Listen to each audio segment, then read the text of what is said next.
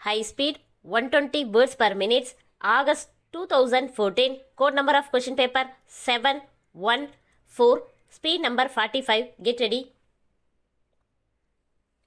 Start. மாண்புமிகு தலைவர் அவர்களே, மக்கள் நல்வாழ்வுத்துறை மானியத்தின் மீது நடந்த விவாதத்தில் பங்கு கொண்டு நல்ல பல கருத்துக்களை எடுத்து கூறிய உறுப்பினர்கள் அனைவருக்கும் என் நன்றியை முதற்கண் கூறிக்கொள்கிறேன்.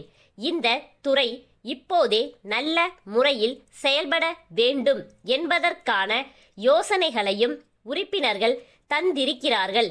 இந்திய மருத்துவ துறைக்கு இந்த அரசு அதிகமான அளவுக்கு பணம் ஒதுக்கி இருக்கிறது என்பதை மாண்புமிகு உறுப்பினர்கள் நன்கு அறிவார்கள். இதையே குறிப்பிட்டு பாராட்டிய உறுப்பினர்களுக்கு என் நன்றியை தெரிவித்துக் கொள்ள ஆசைப்படுகிறேன். சித்த மருத்துவத்திற்கு என்று தனியாக ஒரு பிரிவு ஏற்படுத்தவும் இந்த அரசு முயற்சி எடுத்துக்கொண்டு வருகிறது என்பதை மகிழ்ச்சியோடு தெரிவித்துக் கொள்ள விரும்புகிறேன்.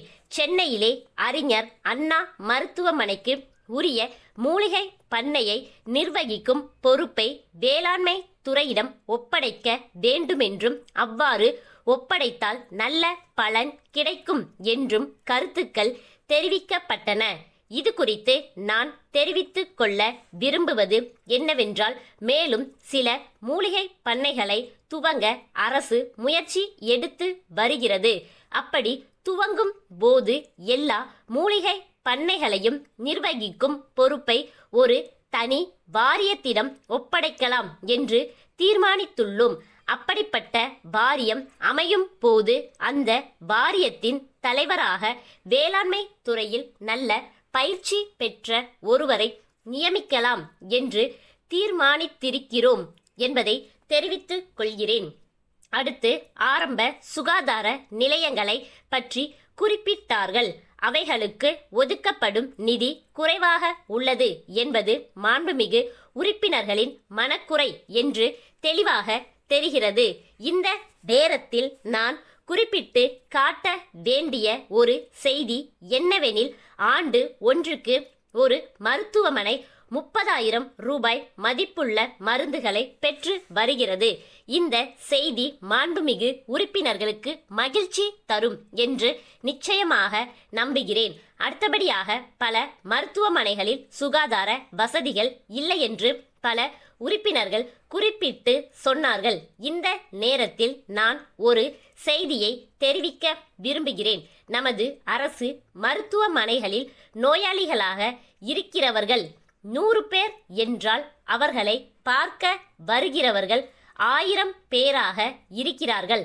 அவர்களை எல்லாம் உள்ளே அனுமதிக்க மறுத்தால் பல குழப்பங்கள் ஏற்படும்.